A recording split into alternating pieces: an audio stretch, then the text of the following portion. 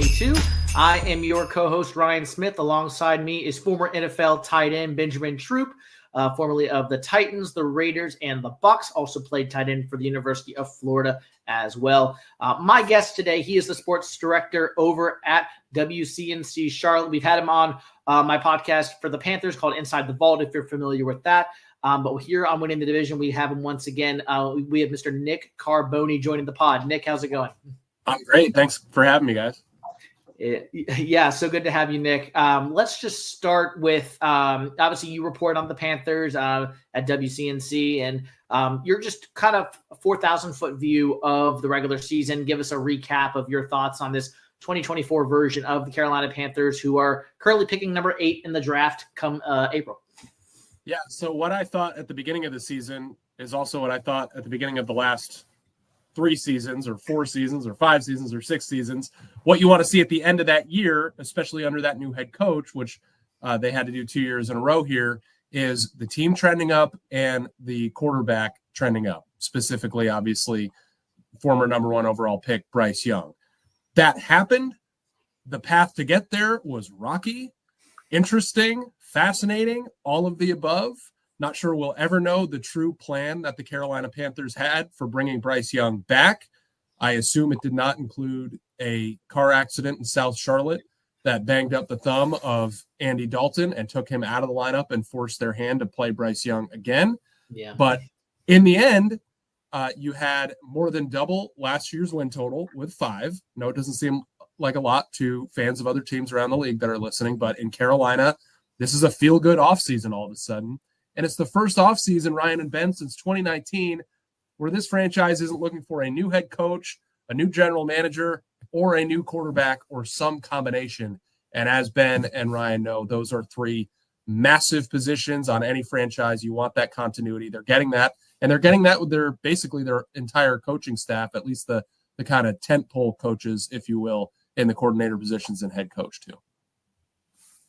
And Nick, when you think about stability for a guy like Bryce Young, as you mentioned, he was the easy, I guess, scapegoat throughout the year. If the team's not playing well, just go to Bryce, go to Bryce, go to Bryce. Bryce is trending upward. I mean, yes, my Falcons definitely made him look good last week of the season, but what does it do for him going into year 3, knowing that it's putting pressure on Dan Morgan, front office? Okay, now you got to go get me some legitimate weapons. Take nothing away from Leggett. Take nothing away from Adam Thielen. You got Chuba. Who do you target free agency-wise, receiver-wise for a guy like Bryce Young? Yeah, so I'll start with this, with Bryce. He entered season 2 of his NFL career working with his 3rd play caller. That's absurd, and that's not going to help anybody out. Now, the first 2 weeks of the season, after not playing really at all in the preseason, sparing a series, which you can go back and definitely second-guess that decision by rookie head coach Dave Canales. Yeah. After that, in those first 2 weeks, he looked bad enough to get benched. I mean, it wasn't even a question. There were not a lot of arguments with that benching. But he came back, obviously interesting circumstances about his path to get back onto the field. But after that, due to his work with Dave Canales, due to his own kind of mental fortitude, mental toughness, and really starting to figure this out. It was almost like somebody stuck on a level of a video game and they finally figured out, and that level became a breeze for the last 9 weeks, but really the last 3 or 4, including against Atlanta. So I'm not sure it puts pressure on Dan Morgan. I think Dan Morgan feels relieved of that pressure. Like, I don't have to go quarterback scouting. I don't have to go maybe reach for somebody or pay a free agent like Kirk Cousins or somebody of that ilk a lot of money to come in here and try to fix this quarterback problem that they've had since Cam Newton was let go after the 2019 season.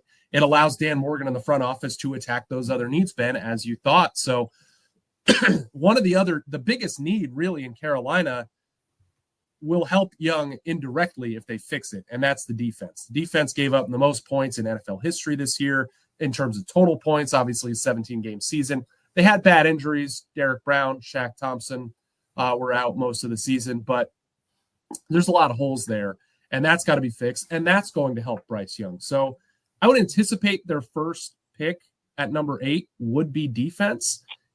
Maybe wide receiver Tet McMillan out of Arizona. He might be tempting. but I think they go defense. But then they have a full complement of other picks. They have second.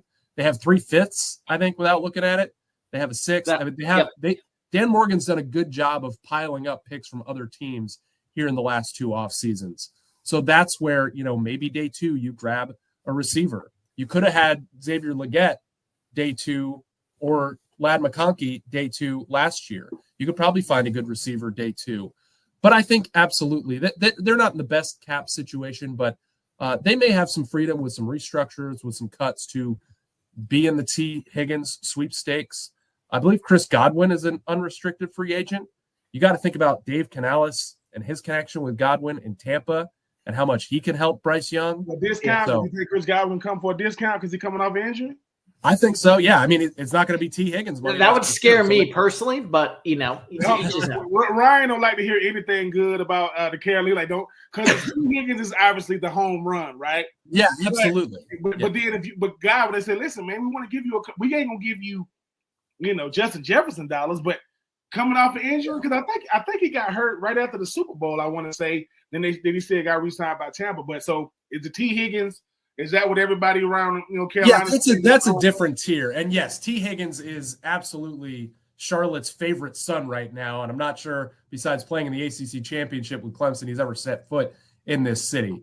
He would be the absolute home run free agent signing. But to me, I don't think this franchise is looking to take shortcuts. You look at what they did last year. They invested a lot into the offense, particularly up front and in the middle. Are they going to make a huge splash free agent signing at wide receiver this year after drafting a receiver in the first round last year, after kind of uncovering a diamond in the rough in Jalen Coker as an undrafted free agent? Still have Adam Thielen for another year. He's super helpfully young. None of those guys are T. Higgins, but I think you add another decent receiver into that room this year, and then maybe and invest in defense, and then maybe the following year you see what's out there. But I think they'll be in the sweepstakes, but a lot of teams are, including Cincinnati, and they may tag T again. Before I get into the defense, we talked about this last week with me and Ben, Nick.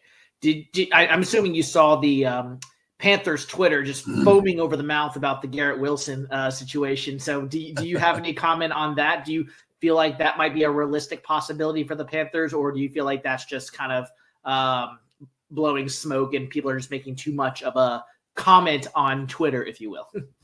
Yeah, I don't know, because I look at his situation in New York and he doesn't seem to be happy there. Not a lot of people seem to be happy there. We'll see who they bring in as head coach and how that's vibing. We'll see if Aaron Rodgers and Devontae Adams are back there. Probably not. And see what their replacements look like if I'm Garrett Wilson. But, maybe you give up. I don't know. What do you think they'd have to give up to get him? Probably that number 8 pick. I would say if it's that, no. So you don't want Garrett that bad. I want him. I don't want him that bad. That's another draft for another podcast. And the Jets would be smart to demand a whole lot for Garrett Wilson. Correct. He's super talented. He's young. He's under team control. Like that would be a tough pull for the Panthers, I think. But I do think there's more to it than just the average. Hey, this guy said something on Twitter like, "Oh, you like to play with Bryce Young? Like, what can we work out?" Like, I'd be interested for sure if I was Dan Morgan and seeing where that road ends. I'm sure he's made a phone call to the Jets if he hasn't already, just to say, "Hey, is this what do you think?" And the Jets are going through organizational change, so who knows if that phone's even if somebody is even taking that call right now. So that might be a few weeks away. Yeah. Getting to Ejiro Evero, his return to Charlotte in 2025. So like you said, the makeover to the defense is definitely going to happen this offseason, kind of like it did with the offense last year. My view is pretty simple. I think you get Derek Brown back. You got to remake some of the defensive line a little bit. And I think safety room is going to be the biggest change, in my opinion. You've got Damani Richardson, who's going to be a nice nickel player back there. But Woods is out of contract. Jordan Fuller's out of a contract. So I think that's where the Panthers could go. Malachi Starks from Georgia is a name that I love his tape. He reminds me of Kyle Hamilton for the Ravens, someone who I think could be a big ball hawker in the secondary, somebody I think the Panthers could go after. 8 might be a little rich for him. But anyway, so my question is, with Ejiro Evero, what is your thoughts on his return? Because in my humble opinion, at least, I thought, at least with average talent, Ejiro Evero has proven to be a good coordinator in this league. He got head coaching interviews before, and it seemed like last year after Derek Brown, Shaq Thompson went out, and then you had guys like J.C. Horn, Josie Jewell missing games every now and again, you had below average talent out there for some positions with the Panthers, and Ejiro Evero can't do much about that, unfortunately, with what he's had to do it. So kind of what are your thoughts on Ejiro and kind of his return for 2025? Yeah, this is where listen, I've covered football for a long time. I've been around it, but I didn't play it, and I certainly didn't play in the NFL like Ben did. And this is where I rely on what I hear from people and what I see the league doing in regards to Ejiro Evero, rather than just the, oh my God, they just gave up the most points in NFL history and looking at the stats. This is a guy that was getting head coaching looks last year. If he had a halfway decent season and some injury luck this year, he probably would be again. I wouldn't be surprised if he has a decent year next year that he will be again. So he's obviously a well-respected coach in the league.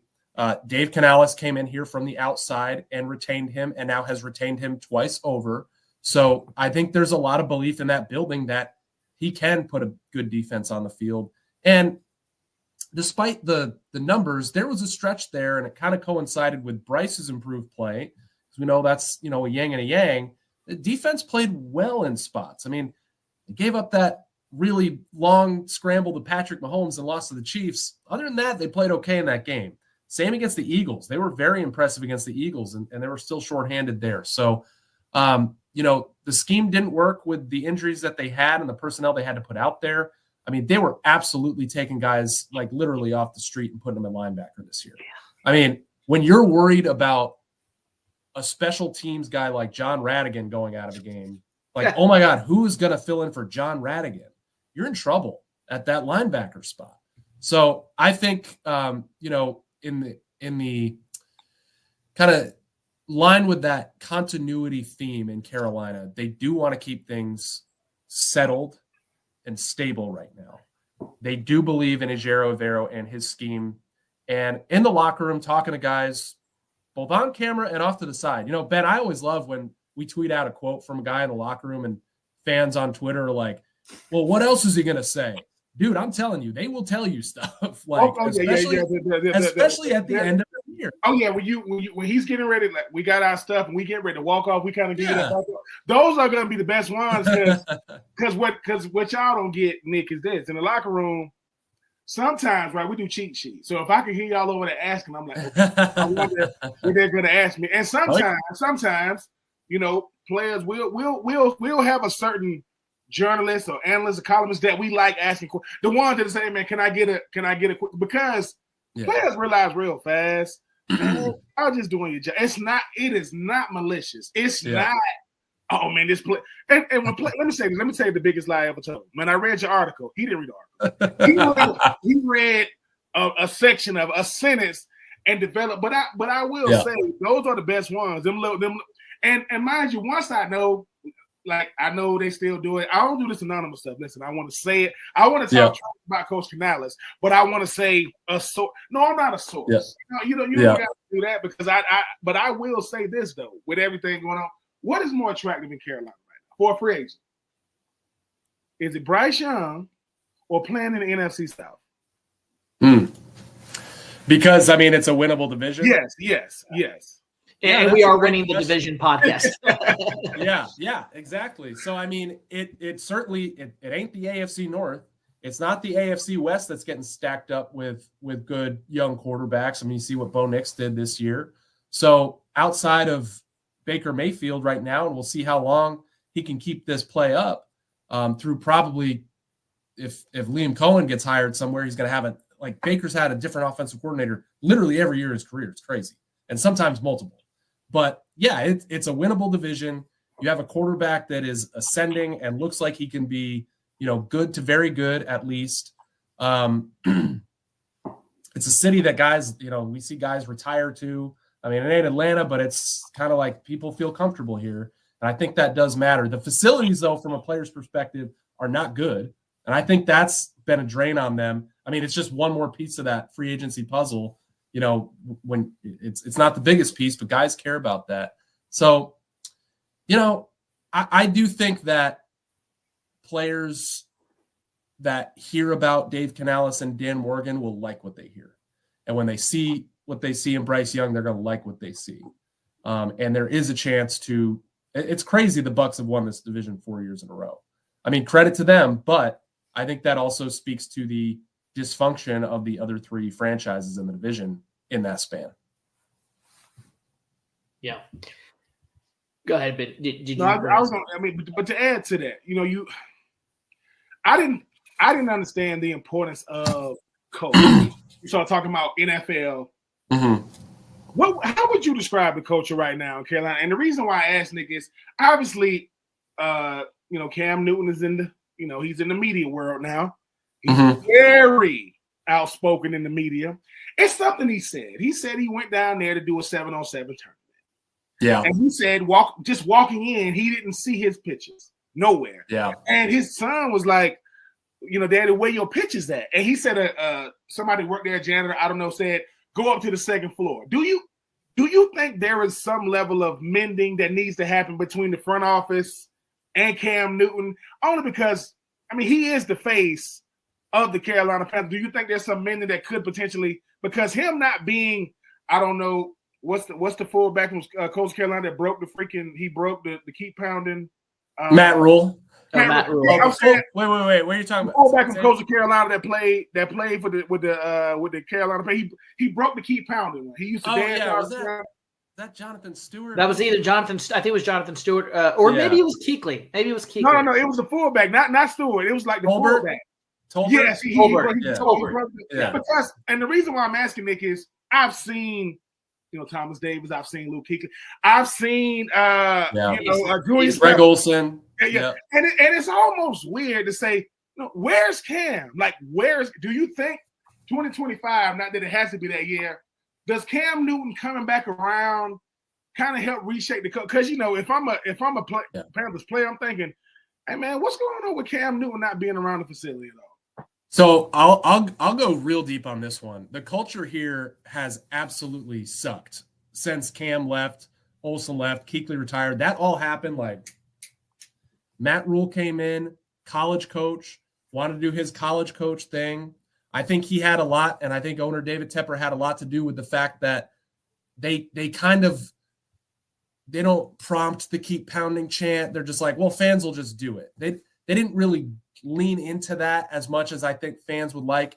And Ryan, this, keep pounding is more than just kind of this phrase. Like, it's about a guy who was fighting for his life in Sam Mills. And Ron Rivera carried that on with other people's fights, with football, with his own fight. Yeah. This ownership group, I think, is starting to understand that. The culture has been a little better the second half of this season. You've seen less of the other team's fans take over the building. You've heard more keep pounding chants. They've won a few more games at home. They've had big moments where they had to stick in and hang in. And all of Bryce Young's wins in the NFL are come from behind wins. It's crazy. There's not a lot of them, but he's got, so that adds to the culture. With Cam Newton, two things. He did come back in 2021, and it was a huge boost to that culture. It was kind of like a quick reignition of that culture. It was a bit of a flash in the pan. It didn't work the way people here envisioned. Matt Rule basically sat him for the last couple of games, and when he came back, he had, he and David Tepper, the owner, took a photo at Tepper's house. So people kind of thought like, okay, it's all good now. They unceremoniously released him in 2019, kind of did him dirty on the way out the door, or 2020, early 2020. So that was like, okay, like things are good. So I think what's happening now is I think the Panthers are like, Cam, are you gonna put in those retirement papers and then we can do all this? And Cam is like, I don't think I'll ever retire, even though I'm not going to play again. He knows that. He hasn't come to grips with that yet, that he's got to fill out the paperwork and do all that. And then who knows if he'll get in the Pro Football Hall of Fame, but he can't be eligible till he does retire. And I think that's how the Panthers feel about doing a big ceremony and putting him in the Hall of Honor, which will absolutely happen at some point, but there's almost this stalemate right now. And I think, Ben, to really answer your question, the Panthers need to be the one to break through that, because Cam's already done enough for this city and this franchise. You think and if the you moment think Cam come in the facility, they hire Nick for a day. Nick, listen, Cam knows you, because when he said I'm never gonna retire, like I kind of get what he means, but sometimes it's almost like Terrell Owens not showing up for his Hall of Fame enshrinement.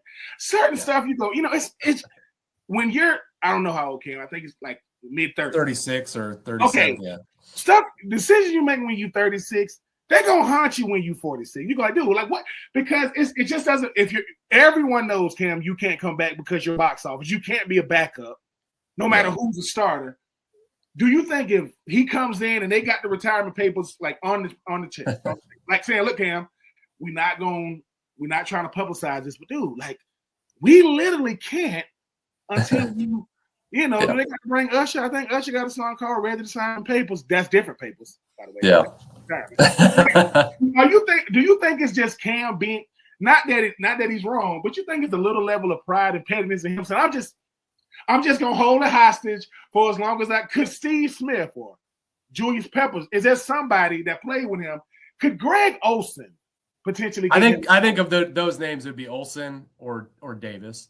But I totally get it. Yeah. And I think that is what Cam is doing. But I think the team needs to be the one to be like, we want you. Here's what we'll do. Here's what the ceremony will look like. It's going to be a little bigger even than Smitty's and Pep's and all that. Like we'll do it even bigger than that for you. Because I think he deserves that moment. I think the city deserves the moment.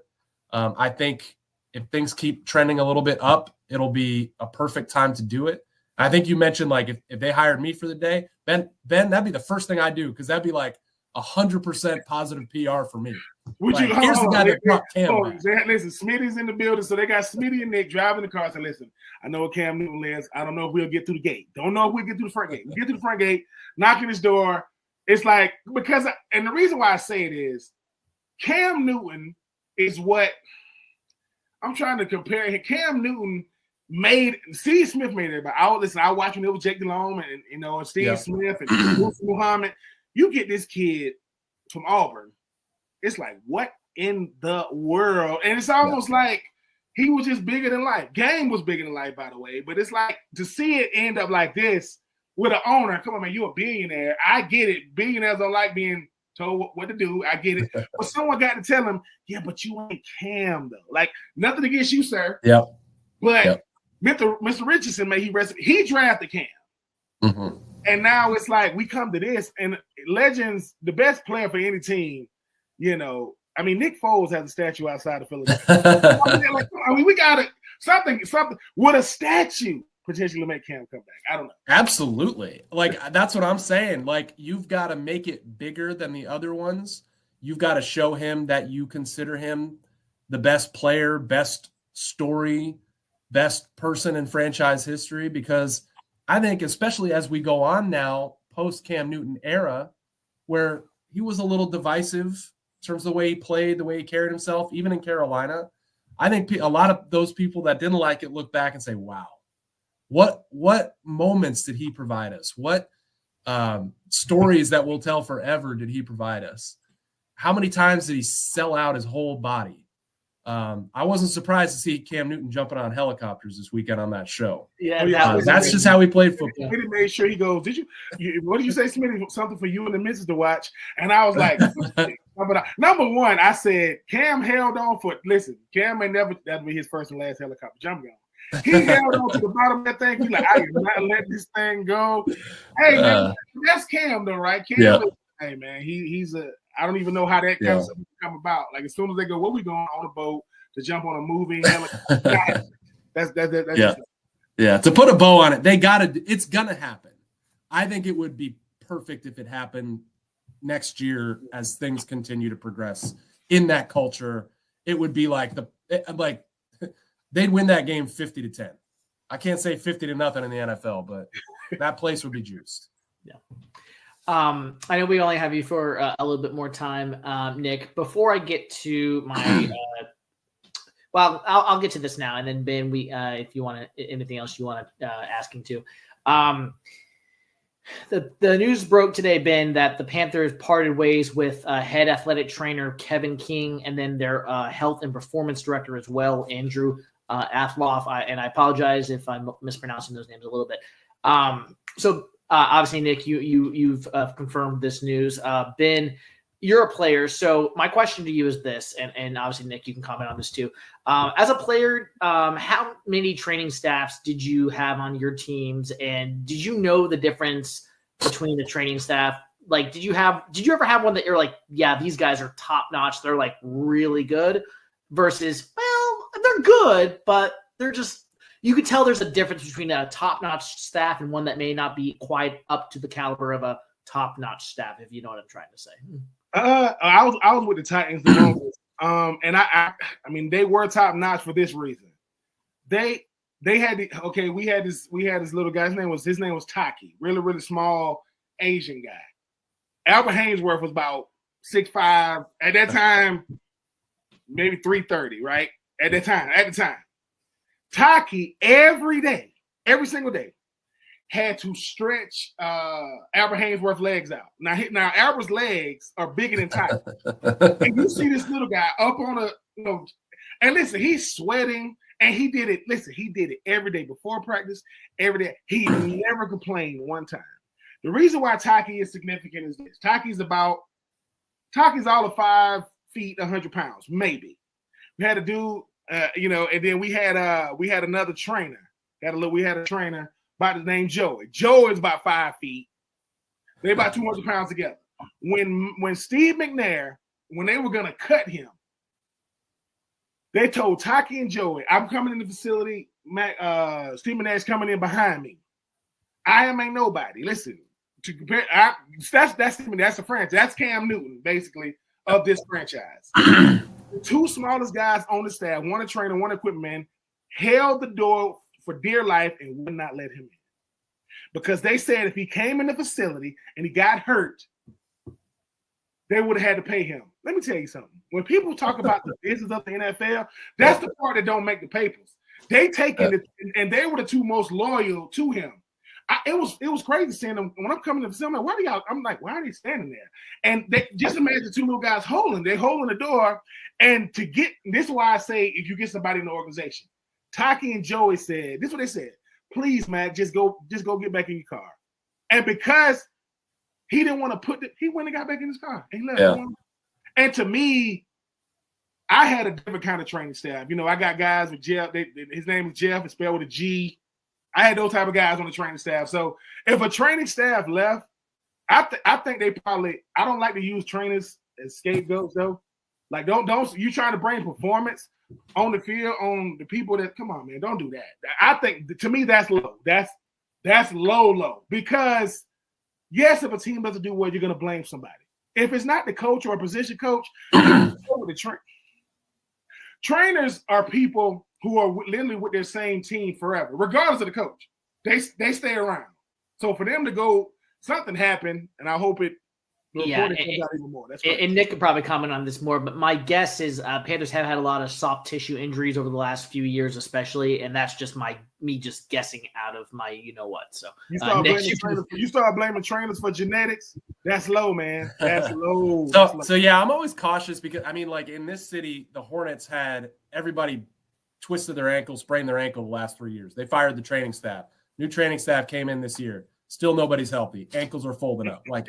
Stuff's happening. So the way I understand it, and maybe something else deeper will come out, that this was simply basically a transaction. Like if you look at Dave Canales and Dan Morgan, they both started in tandem as head coach and GM last January. You've already got a training staff in place. As a new head coach and GM, you're like, I got to get to the Senior Bowl. I got to get to the Combine. We got to put our offseason like OTAs in, all that. So I think this was kind of a reset for them.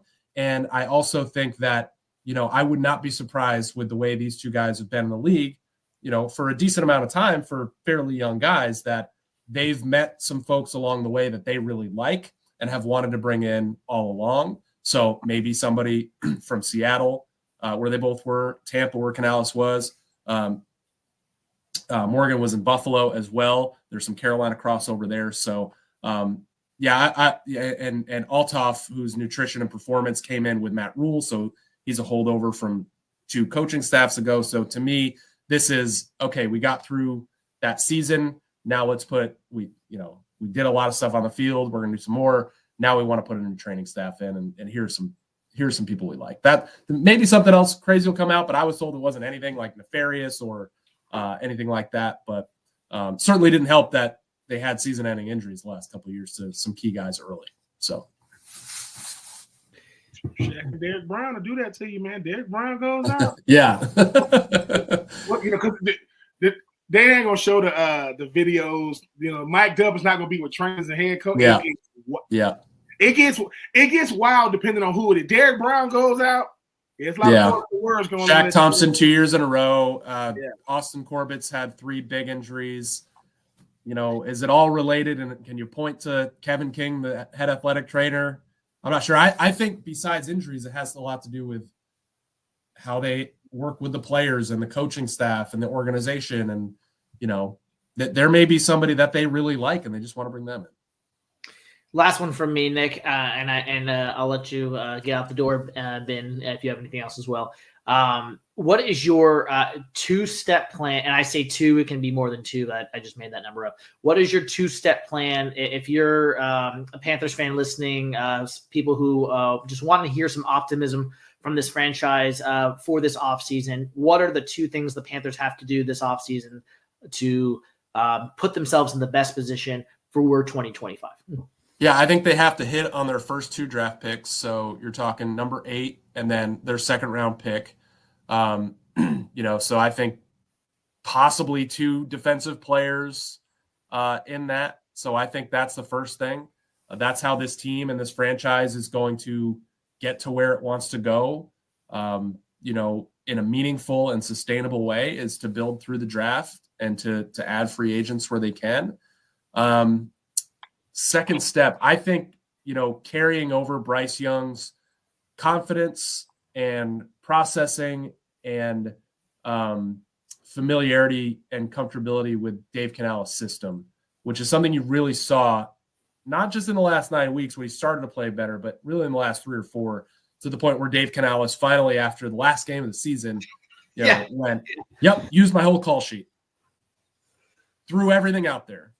Let the kid rip it. So they got there. And that is why I think it was super important for Bryce Young to play in that last game, because there was like some talk of like, well, it's meaningless. You don't want him to get hurt. Like, I was like, no, hostile environment, just another, 60 minutes of football for the kid is going to do him wonders. And I think they leave the season with like, oh, he's got everything on the call sheet. Now where can we go? So I think that's like 2 steps and like 3 bullets under the last step, but those would be mine.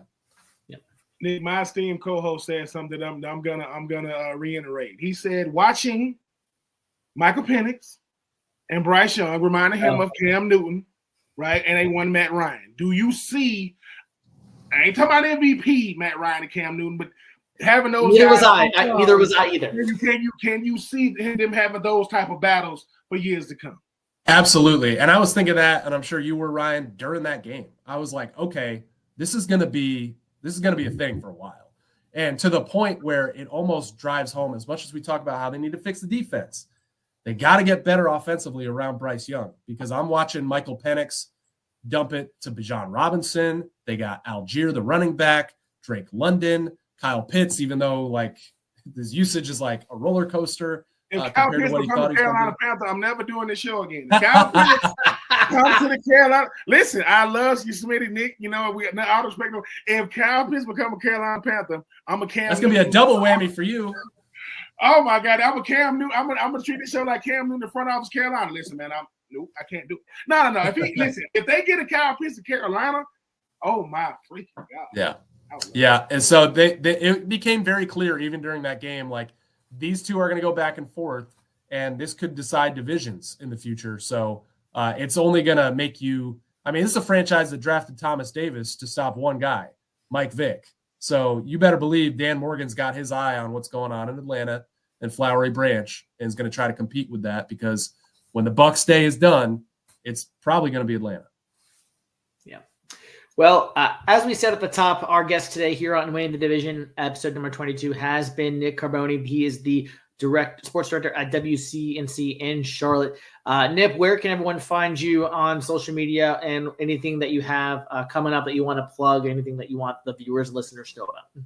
Sure. It's at Nick Carboni, WCNC, and I'm not covering a coaching search, so follow at your leisure until the combine. So we're gonna hang back. We're gonna chill out for a little bit this offseason. And will viewers find you at the combine in Indianapolis come March? I'm going to ask my boss that this week, Ryan, so hopefully. But I'll be covering it, and we'll be covering the Panthers offseason, interviews with players and GM and head coach and all that good stuff. All right. Well, as I said, Nick Carboni has been our guest today here. Nick, thanks for coming on and winning the division. Yeah, it was a pleasure, guys. All the best, and we'll talk to you down the road. Thank you, guys. Anytime.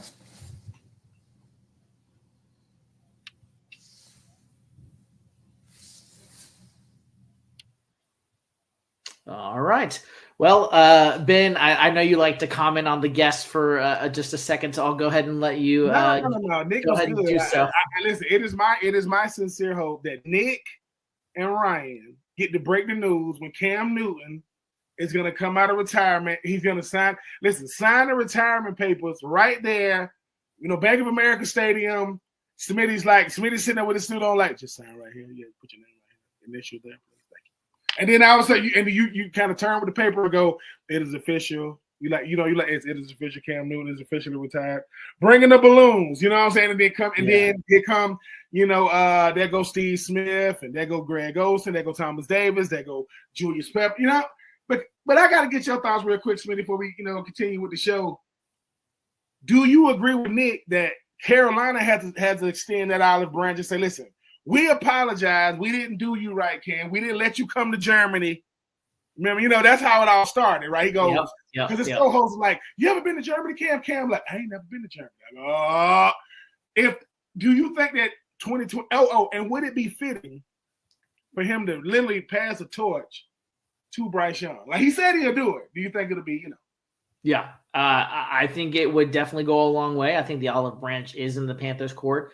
I do think David Tepper is aware, and I think I think Dan Morgan and Dave Canales are aware as well. And I do think it is on the organization to get this right. I think they will. And like Nick said, it's not a matter of if they get it right, it's a win. And so I think it'll happen down the road. Well, transitioning now, Ben, to some football. We've got, some wild card weekend finishing up tonight. And we got some coaching stuff we're going to get to, and we'll preview the divisional round games like we do at the end of the podcast. So let's go ahead and get to it. Before we get into the games, let's go with our players of the week and not so players of the week, and we'll get into the recaps of these wild card games. I'll go ahead and start I have two. My co-player of the week. Player number one was Josh Allen. He was magnificent in his Bills 31-7 win over the Denver Broncos, rather. Josh Allen, 2 touchdowns, 272 yards passing, 20 of 26. James Cook added 120 yards on the ground as well, as they just took care of the Broncos in a game that I thought was going to be a little bit closer than the score was. Josh Allen is my co-player of the week, along with Mr. Jaden Daniels, who got the game-winning drive for the Washington Commanders and led the Commanders to their first playoff win, 23-20 over the Tampa Bay Buccaneers in 20 years since 2005. Those are my 2 players of the week. My not-so player of the week is Justin Herbert. Justin, love you, buddy. 4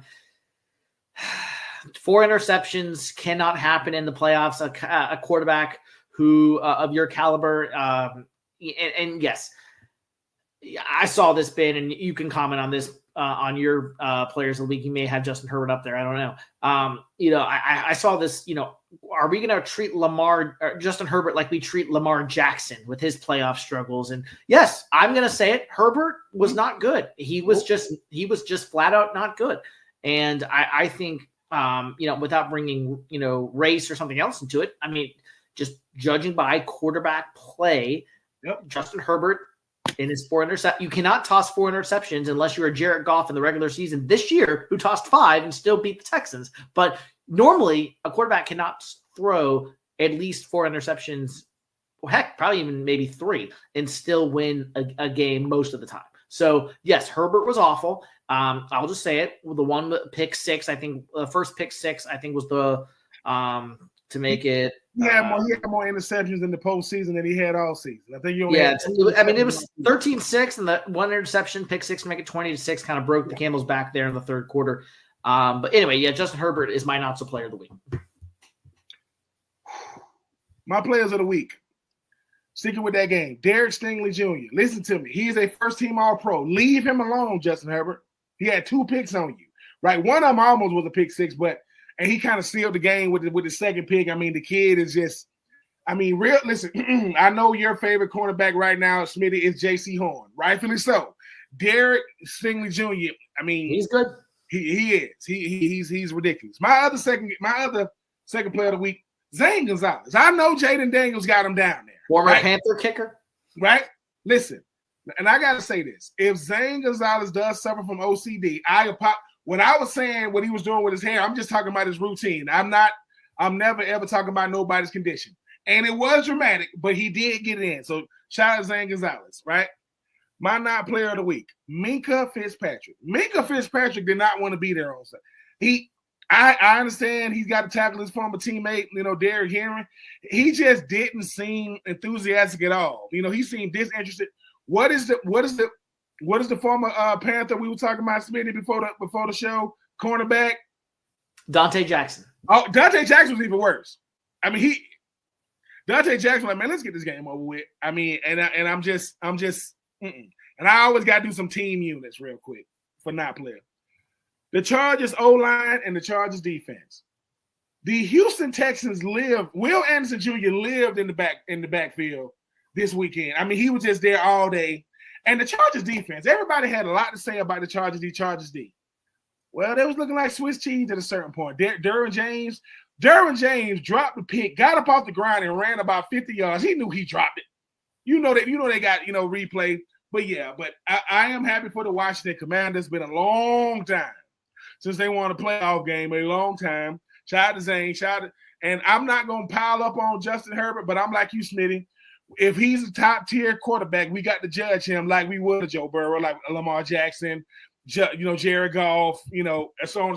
But that was a horrible performance by Justin Herbert. I mean, the last time he was in the playoffs, I want to say Trevor Lawrence threw 5 picks and still beat them, even though it wasn't Jacksonville. So I think the key to the Chargers playoff hopes, they got to get a home game. Oh, that's right. They're in the same division as Kansas City. So that's not happening. They're going to have to go on the road for years to come. Yep. All right, well, let's get into this recap of Wild Card Weekend. We'll start with the Saturday games. So Texans over the Chargers 32-12, and then Ravens over the Steelers 28-14.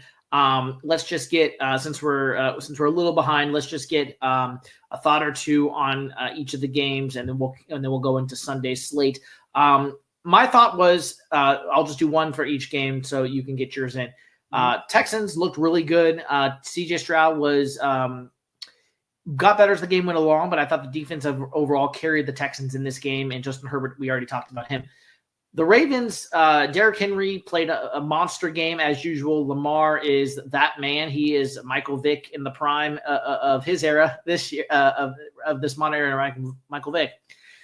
And then I'll let you, as the former player, I'll let you get into the Steelers. The Steelers, like you said, they just didn't look like they were there. And, I said this earlier today, Andy Reid in Philadelphia, is it just possible, Andy Reid did get fired? Yes. And the Kansas City hired him like that. But I think it may have been as simple as they just needed a new change in the voice that was coming to the players. And I think that might be the same thing with Mike Tomlin in Pittsburgh. Do you agree or do you disagree? I agree. I agree 100%. Love Mike Tomlin. But sometimes, Smitty, we are listen. You got itty bitty little kids, and my kids are a little older. We say the same things to them. Sometimes it resonates. Most of the time, it don't. The difference with the Pittsburgh Steelers is they don't got nobody to bribe them with. We can bribe, hey man, if you do this, daddy will do that. I love Mike Tomlin, but we got to call it what you haven't won a playoff game in 8 years, and you have Ben Roethlisberger for most of those now. This ain't Mason Rudolph, Russell Wilson, Kenny Pickett. Ain't none of those guys. The thing about the Houston game, we owe Houston an apology because we thought that Houston was bad. We thought that Houston was good in a bad division, which is true. But they beat at a certain point. They started dominating the Chargers. At a certain point, that game was back and forth until it wasn't. So shout out to Houston for getting it done, moving on. And if you are Mike Tomlin, yes, his pedigree is going to keep him his job. But if your best player on offense is disinterested, I'm talking about George Pickens. Yeah, he had a touchdown, but most of the time he's disinterested. And your best player on defense is not Minkah Fitzpatrick. It's T.J. Watt. Now, it didn't look like that on Saturday night. He's on the side of a milk carton. And that's a rookie, right guard blocking him. T.J. Watt was nowhere to be found. George Pickens caught a touchdown, act like he was interested. Minkah Fitzpatrick didn't want to be there. And that game was 28-14. It looked more like 100-0. It was bad. That was bad. That was a bad. Great showing by great showing by Lamar Jackson and the Ravens. And I know Lamar Jackson, and we'll get to it, but Lamar Jackson, he looked like the MVP to me. I'm just saying, he looked nice. Yeah. Do you think, and we mentioned this earlier today, I mean, the Steelers are kind of in like that worst place you can think of when it comes to being a franchise because yes, they're not the Jets. No, they're not good enough to bottom out, but they're not bad enough to bottom out, but they're good enough to be in the playoffs every year and basically losing the wild card round. So what do? What is the solution if you're the Pittsburgh Steelers? The Rooney family has done a great job because they've only had 3 coaches in the history of their franchise. They won Super Bowls with all of them. We got to start looking at it like this. Is Mike Tomlin the best coach for us moving forward, or is Mike Tomlin just, he's the best coach for us right now? They're going to have to make a hard decision, Smitty, because if you haven't won a playoff game in 8 years, Justin Fields is obviously going to be your quarterback for the future. You pulled him for Russell Wilson after 4 games. Russell Wilson is all right. He's all right, right? Yeah. I think they're gonna have to make a tough decision and but it's not so much moving on from Mike Tomlin. Who do you get? Because Pittsburgh don't want to start this head coach carousel these other teams do. They used to having one guy for a long time. So is there a guy in the pros and college up and coming that you can get that one fits the Pittsburgh way, can have them trending upward in the right direction, and can he do more than just because you don't want to bring a coach in to start that use that R word, and I'm talking about rebuild. Yeah. You don't want to do that. So I think Mike Tomlin has put them in a really, really hard situation, but they're gonna have to make a decision sooner rather than later. Yep. All right, let's get into the Sunday games. Bills over the Broncos 31-7. Eagles over the Packers 22-10, and the Commanders walk off the Buccaneers 23-20. Last second doinker by Zane Gonzalez. Real quick, I touched on earlier, Josh Allen missed 6 passes in total. Kirko Samuel, former Panther legend at receiver, had a wonderful 55-yard touchdown reception to kind of put the dagger in the Broncos' heart, if you will. Great. Just Bills-Ravens is going to be an absolutely fantastic football game next weekend. Packers, they were playing hurt. I'll be honest. Jordan Love, not 100%, down to his left guard and the left guard backup, down his top 3 receivers. Jalen Hurts looked really good. And, Saquon Barkley did Saquon Barkley things. Dallas Goedert refused to be denied on his 24-yard touchdown pass. And that game, Packers had chances to win it, even with those injuries, but just couldn't get it done. And then the Commanders, in my opinion, the Buccaneers had that clear fumble with the handoff or screen. We don't really know with Baker and McMillan there. And they're just trying to be cute. It's a timing thing. They want to time it up. When them coming, they mess the timing up. Yep, recovered by Washington, and that led to a score after the Bucs had stopped them on 4th down and had the momentum. And so you could argue that, that little exchange led the momentum going back to Washington's way. And then eventually they did get the game-winning field goal after the game was tied at 20 to walk off the Buccaneers in Tampa. The only home team to lose this weekend was Tampa Bay. Josh Allen, the services of Josh Allen and James Cook. James Cook has become, a really, really nice running back, for Buffalo. While everybody, I know everybody want to look at, what Derrick Henry and Lamar Jackson does, rightfully so, or Jalen Hurts and what Saquon Barkley do. James Cook is right there. And Keon Coleman was the guy that got in the second round out of Florida State. He had an APV out of him. I mean, he might have had a catch because the new thing in Buffalo is Josh Allen don't need no star. He just need guys to believe in him. And if you can see him spreading the ball around, with Kincaid, and Dawson, those guys, they find a way to go out there and get that big win, dominating win for Buffalo. The thing about I feel the same way about Green Bay and Philly. Listen, Philly better find a way to get this passing game going, or they're going to end up losing. Because yes, they won the game. It was ugly, but I don't know what was going on with Jordan Love. I really don't. I don't know what he was doing. He was seeing. I don't know what he was looking at. But that wasn't a good Jordan Love. That was trying to make it through that game, Jordan Love. But they still had a shot to win it in spite of that, Smitty, which I think should be, concerning if you are Philly, because Philly is star-studded all over the freaking place. O-line, D-line, secondary linebackers. They got a first-team All-Pro at linebacker.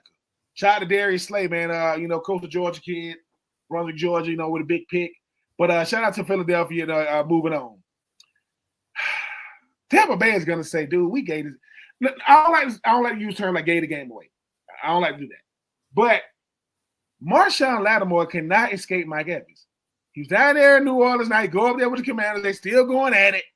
Right. Well, I love that matchup. But I think the thing about the Commanders, they just stayed around. They just stayed around.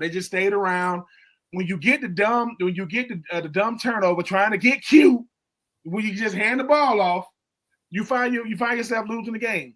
And while Baker Mayfield won the NFC South, I'm gonna say this right now. I can't speak for that team in New Orleans. There's a team in Atlanta and a team in Carolina. They are coming for Tampa. They are because they both one last name is Young, the other one is plenty of young guys. But yeah, shout out to Commanders finally getting over that hump. Big win.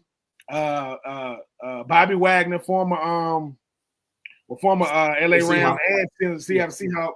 Look, man, he said, man, believe, man, just believe in what we're doing. They got it. They had a nice win. And if you are Tampa, hey, man, you had a shot. So close, you're so far away. And like I say, to Mr. Zane Gonzalez, whatever your routine is, sir, do it. Whatever you battling, we praying for you. But when that thing went doink and went in, I was like, whoa, because he rubbed his head and whatever it was. I'm happy that I'm happy that the Commanders won. Dan Quinn, former Atlanta Falcons coach, I don't know, but shout out to them Commanders. Your thoughts on the Rams-Vikings game, 24-3, Vikings losing by 21 at halftime out there in State Farm Stadium, home of the Arizona Cardinals. Remember, Smitty, who did I tell you was the X Factor? I said, with all these quarterbacks, Matthew Stafford won. But no, I'm sorry. Matthew Stafford was competitive in Detroit. He goes to the Rams his first year. He wins a Super Duper Bowl with Odell and Cooper Kupp, and Aaron Donald and Jalen Ramsey and so on and so forth. I kept telling you, people kept saying it's only one game with the Vikings in Detroit. I said, okay. That offense got exposed a little bit, and I'm not saying you got the same guy defense. A 21 point comeback in the playoffs, it can happen. Can happen. But Sam, I am Darnold ain't never. I kept telling you, Smitty. I've seen crazy things happen with the Rams. The Rams don't even supposed to be in here because it was supposed to be with the 49ers, and then it was the 49ers division to win. They didn't do it. Then here comes Geno Smith in Seattle. They just fell off at the end, and obviously Aaron Murray ain't gonna do much. So shout out to the Rams, man. I mean, the Rams saying, look, we don't supposed to be here. Well, if we don't supposed to be here, Minnesota definitely supposed to be here. We'll see what it's setting up for an electric second half. Yep. Kyler Murray, by the way. You said Kyler Murray. I'm sorry, Kyler Murray. Sorry. Aaron Murray, former Georgia great. Aaron Murray. I think Aaron Murray got the most passing yards, I think, in the SEC history, if I'm not. Yeah. So let's get into some of the coaching and news around the league here before we get in and some other stuff that you might, if anything else you want to talk about before we preview the divisional round. quick, just a few headlines because I really want to get into the coaching. So we'll just do very quickly on the headlines. Mike McCarthy won't return as Cowboys coach in 2025. That news did break today. Broncos quarterback Bo Nix revealed he played through back fractures this season. Mike Vrabel said dynamic Drake May, a big draw to why he took the Patriots job. We'll talk about that in a second. Linebacker Nakobe Dean for the Eagles to miss the rest of the playoffs with his knee. And finally, after yesterday's game, Packers corner Keyshawn Nixon going into the offseason after his kickoff returns yesterday says, no longer want to return kicks. I want to be a cornerback number one. Well, I mean, look, Nakobe Dean, man, that's gonna hurt. A guy that him and what is it, Braun? I can't remember the other. Yeah, Zach Braun. Yeah, the one that first team All Pro. When he went down, I knew when he needed help to walk off the field. I knew it was going to be a lot rougher, but speedy recovery for him. What other headline you said? Oh, Mike McCarthy. Look, I get so sick of the Cowboys. Everybody knew you were going to let him go. Smitty, you knew. We'll talk about that. We'll talk about that in just a second. I'm just saying, it's just like I get sick of a team like the Cowboys. It's like we contractually obligated to talk about them. You should have been all this. His contract. This was last year's contract. They're not going to renew it. That's all that was. They're not going to renew. Yeah. His contract. What other headline you gave me? Whatever. Broncos quarterback Bo Nix played through back fractures. Vrabel said Drake May was a big draw for the Patriots job, and then the Packers corner Keyshawn Nixon no longer wants to return kicks, wants to be corner number one next year for the Packers. Well, Keyshawn, listen, I mean, you're gonna have to talk to Zaire Alexander. I'm pretty sure he's a QB, cornerback number one right now, but that's between y'all. Bo Nix, let me tell you something. Don't do that stuff. I'm gonna tell you why. When you get hurt for real, and when you get injured for real, they're gonna move on. And the more you try to play through injuries, the worse they get. Listen, taking Toradol and then cortisone shot, it can only do so much. It's making so you can't feel the pain. It's not taking the pain away. And Mike Vrabel, stop. Look, stop. Everybody knew you was the coach in waiting. I don't know why you had to go away for a year. Man, this Drake May kid, stop it. No. We knew you were gonna be the head coach of. I'm just saying, Smitty. When we see this stuff, this is why me and Smitty can't be in the locker room when they say, "Yeah, man, here come Mike Vrabel press conference." Yeah, man, the Drake May kid. He made it so. Stop, Mike. Okay, so about that, let's just get into it. Those are just the latest headlines. Let's get into the coaching then here really quick, just for a little bit. So there's a lot of candidates being out there interviewed for all these jobs. We're not going to go through all that. We made our predictions last week. Still nothing right now on the Jets, Bears, Saints, or Jacksonville. Is out of the teams that need available coaches, Smitty? What is the best destination right now? In your opinion, is there a best destination? So taking New England off the table since Vrabel got hired, and Dallas. Dallas is pretty attractive. You got Dak Prescott coming off the injury. Their defense is they've got some holes, but it is the bright lights of Dallas, if you will.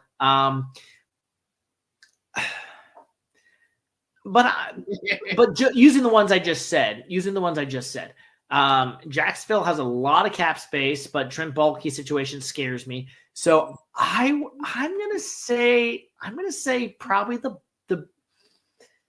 Bears, and I don't really feel confident about it, but the defense is good.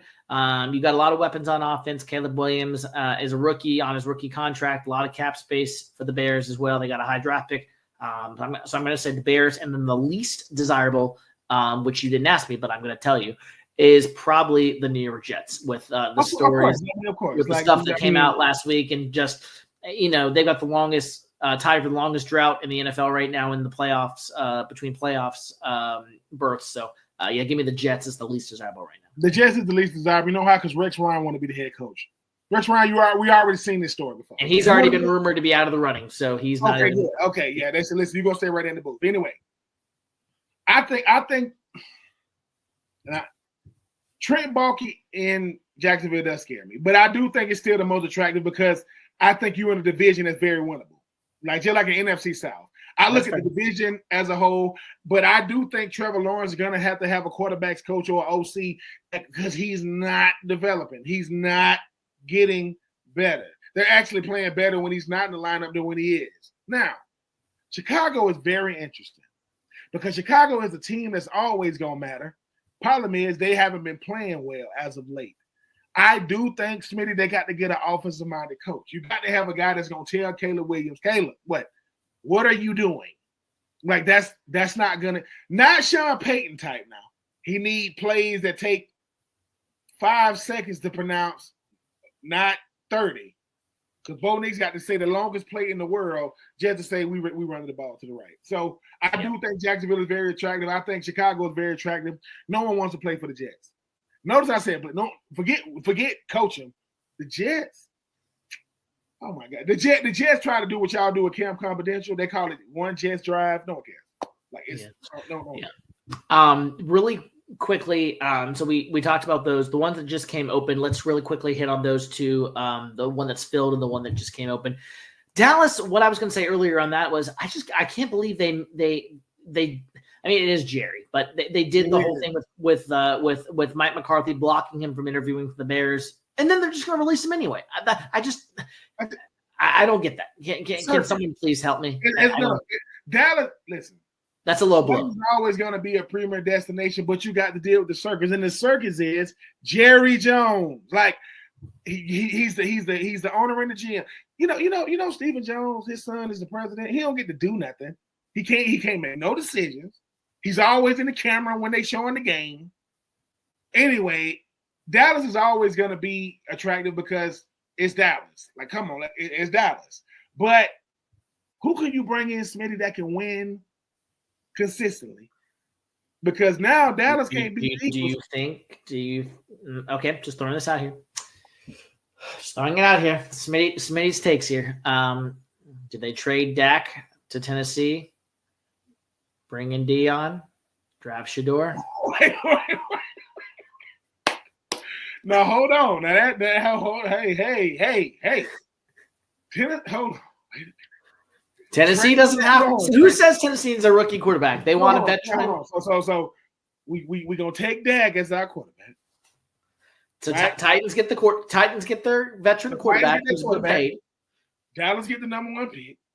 They get Shador and Dion. Look, hey. I'm not saying they should do it. I'm not saying. Let me be very clear. I will say that's just something I thought of. Listen.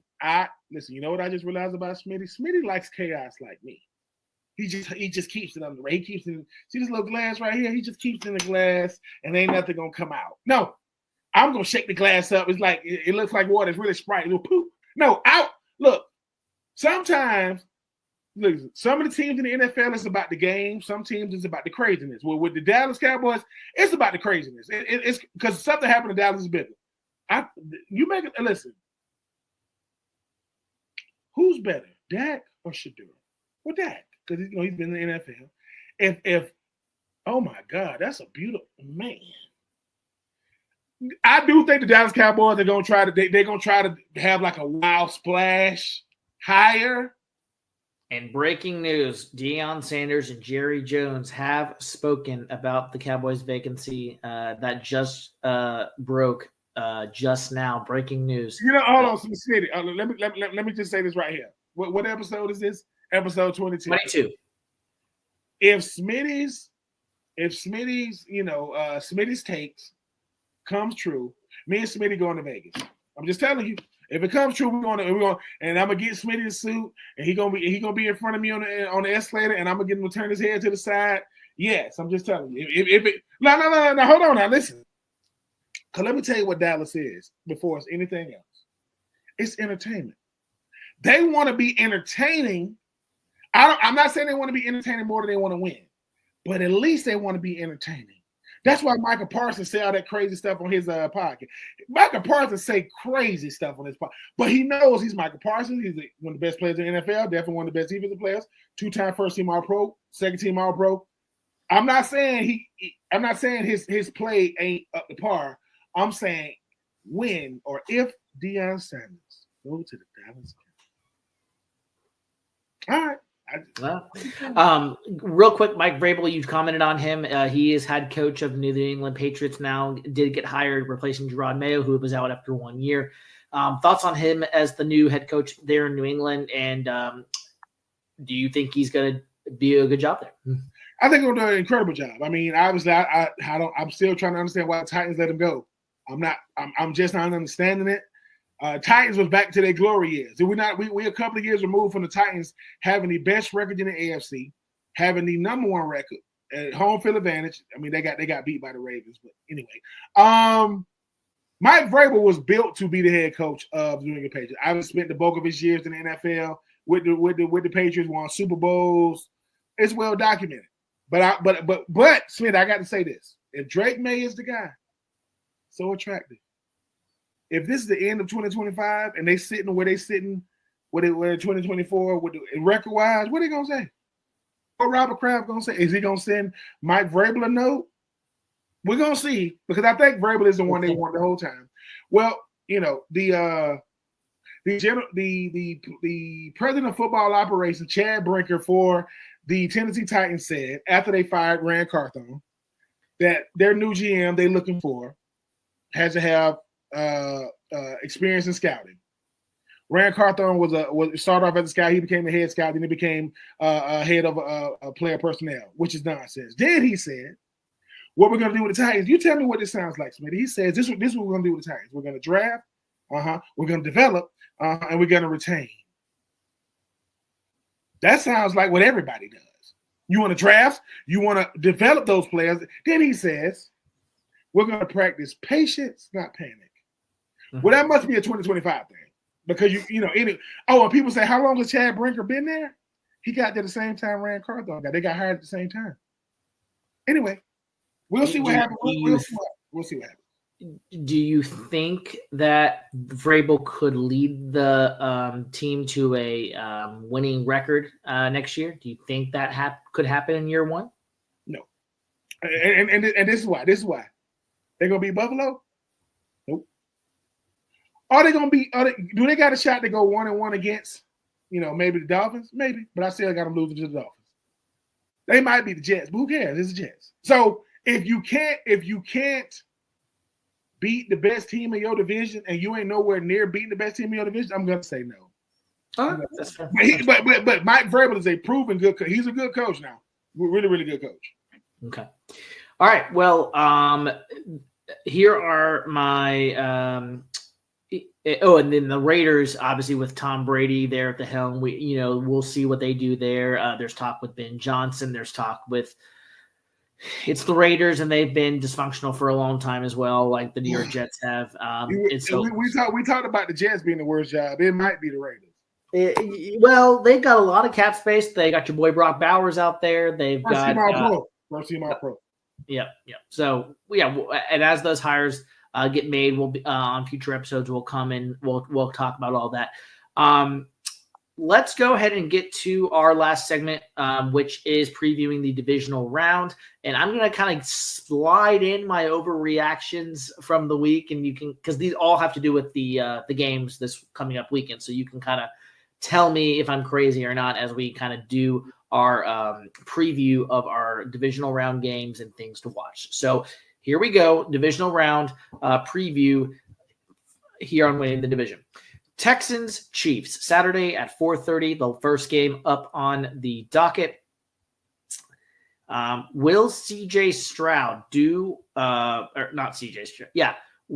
CJ Stroud be able to take out the Chiefs as last year he lost in his second round game against the Baltimore Ravens after that initial win. Chiefs coming off the bye. Can they get everybody healthy? I'm watching for health for the Chiefs and for the Texans. Can they have that sustained ability that they had in week number 1? So I ultimately think the Chiefs are going to win the game, but I do think the Texans will play pretty well. I think this could go down to the wire. Commanders, Lions. Can Jaden Daniels do what CJ Stroud could not do last year and beat a number 1 seed? Can a rookie beat the number 1 seed Detroit Lions up in Detroit Saturday at 8 o'clock on primetime. We will see for the Commanders. I do think both these teams are going to score in the 30s, but I do think the Lions will prevail. Eagles and we'll say Rams, since they have the halftime lead unless the Vikings do come back and win. I think the Eagles easily take out the winner of Vikings-Rams. I do think it'll be not as close as I predicted last week. I think this is going to be a little bit more of a distance themselves. The Eagles impressed me last week, and I do think the Eagles come out victorious. And then Ravens-Bills. Ben, here's my overreaction. Will the Ravens-Bills winner go to the Super Bowl? Yes. The Ravens-Bills winner is going to go to the Super Bowl. You picked the Ravens in your bracket to win the Super Bowl. I picked the Bills in my bracket to win the whole thing. After both of these teams played last week, they are both looking really good. And so this will easily be the best game of the weekend if one of them blows out the other one. I will be extremely shocked. But I've got the Bills, like I said, on a last-second field goal by Tyler Bass, and I'll even add it because we had some excitement in the Commanders game. I'll even say it'll be a doinker by Tyler Bass to take out the Ravens. So I think that'll set up Bills, Chiefs, Lions, Eagles in the championship games, respectively. That is Ryan's divisional round preview. I do think the Texans will play extremely well against the Chiefs. I just think the Chiefs are one of those teams that we've seen them win so many ways this year. They got home field advantage. They're going to have – I mean, I don't know how the weather's going to be that day. You got a dome team that's going outside. A dome team going outside in the winter is essential to a hot weather team going to a cold weather city. It's really, really similar. I want to see how the Texans are going to handle the elements, the conditions, and, the prestige of the Chiefs. When you start talking about the Commanders and the Lions are just like the Chiefs. They don't care how they win. They just want to win. Jaden Daniels is silky smooth, the way in which he's playing. I think that the Commanders are going to give him a game. I just think it's going to be too much. And once again, you're talking about an outdoor team going into that dome, perfect conditions. That usually favors the team that's usually playing in the dome. You don't believe me? Ask the Chargers how Houston being in the dome was a lot different for them. So give me the Lions. I'm not ready to just say the Eagles going to beat the winner of the Rams or Minnesota, because once again, the Eagles won. It wasn't impressive. I don't know what Jordan Love was doing. And we kept saying Matthew Stafford is the X factor, because Matthew Stafford, what is he? He's a gunslinger. He can sit back and pick you apart with Puka, with DeMarcus Robinson, with Cooper Kupp. He can find a way to get it done. But I do agree. It's been a long time since you had a matchup of two, you talking about Ravens, Bills, Jackson, and you talking about Allen. I'm just saying, when you start talking about what these teams are made up of, too. You got the first team All-Pro, Lamar Jackson, versus the second team All-Pro and Josh Allen, right? You got James Cook. You got Derrick Henry, right? You got two really, really good defenses. You got two superstars at the quarterback position, one super duper star at the running back position. I just think the way the Ravens are playing on offense, they can beat you in so many ways. And I like – now, Buffalo's defense is going to come to play. Make no mistake about it. This is not going to be no walk in the park. But, I don't know. Maybe it come down to who used to be the best kicker in football. I don't know what's happening to him lately with the Ravens. I don't know what's happened to him, Smitty. Maybe he's feeling the pressure a little bit. But I do think it's going to be the best. But I think the Ravens are it's going to be a good game. I think that Josh Allen ain't under the same pressure as Lamar Jackson, because Lamar Jackson has won 2 regular season MVPs, which I think he's up for a third. And I think both teams going to be there for years to come. Everybody kept saying it was going to be Joe Burrow and Justin Herbert. No, the 3 premier quarterbacks in the National Football League are Josh Allen, Lamar Jackson, and obviously Patrick Mahomes. But yeah, give me the Ravens to move on. So give me the Ravens versus the Chiefs, right? And give me the Rams versus the Lions. Here's the thing. Why do you want Rams, Lions? Because what has Matthew Stafford not done yet. He's not going back to Detroit and won yet. He's 0-2 against Jared Goff. What? Boy, would he love to end their year. We want drama for the AFC and NFC championship game. What is more drama than the Rams, Matthew Stafford, and Jared Goff and the Lions, and Lamar, 2-time regular season MVP, versus And with all respect to the Chiefs, and I say this with all due respect, why can't the Bills-Ravens be the championship game? Oh, I just that. Oh yeah. Well, listen. It's called errors. When Michael Jordan was in the NBA, a lot of people didn't win championships because they had to come through him. Reggie Miller, Charles Barkley, and the list goes on and on and on. Yeah. Well, people say, well, why are you saying are you trying to say that Patrick Mahomes is a Michael Jordan? Yes. He didn't say he can't be beat. He's saying you got to come through me to win. Yep. So whatever y'all do in y'all divisional round, hey, get right. But when it comes to the AFC championship game, that's why Peyton Manning never went to the NFC, because he didn't want to keep his brother Eli from going to the Super Bowl when he left Indianapolis. But you know who he couldn't beat a lot of times? That would be a one-time Brady. Who could beat him? Eli. So we'll see what happens, though. We'll see what happens. Yeah. Well, as I said at the top, this has been Winning the Division episode number 22. 22 episodes, baby. Let's go. 22. Continue to rate, review, and subscribe wherever you get your podcast. And remember, you are just, as we say here, you were either in the division, yep, or you were winning the division, which 8 teams found out this year as they were able to do so. And some of them are still in the playoffs and some are still not. So the playoffs are continuing, finishing up the wild card weekend, still 24-3 as we are about to sign off on this podcast. Rams over the Vikings midway through the third quarter. And it's going to be a good divisional round next week, Ben. And we will continue to bring these podcasts to you, one weekly podcast, at least through the Super Bowl. Continue to let us know what questions, comments, topics you want us to bring up. We will do a mock draft as we get closer to the draft, and we will discuss every single coaching hiring as they come. And we will continue to break all the news that you want to have here. And like Ben said, if I did in fact call the prime news, listen, if Smitty called it, because we just said it all of a sudden. Let's just not include. Let's not just include. But it has to be the whole thing. Dak has to get traded too. Listen, if Dak get traded to the Tennessee Titans, I might go to a Titans game. I probably won't. But if Dak is there, it might entice me to go. But if Coach Prime goes to Dallas and they trade the number 1 pick to get Shedeur, oh my God, because that would mean, that they would say, Deion gonna say, if you get Shedeur, you also got to draft Shiloh. I'm just saying. So now you're gonna have all these Sanders, Shiloh, Shedeur, Deion Sr. and Deion Jr. So now they're gonna be following him around all day. We'll see what happens. Yeah. He did play for Dallas. He did win a Super Bowl for Jerry Jones, so we'll see. Yeah, we'll see.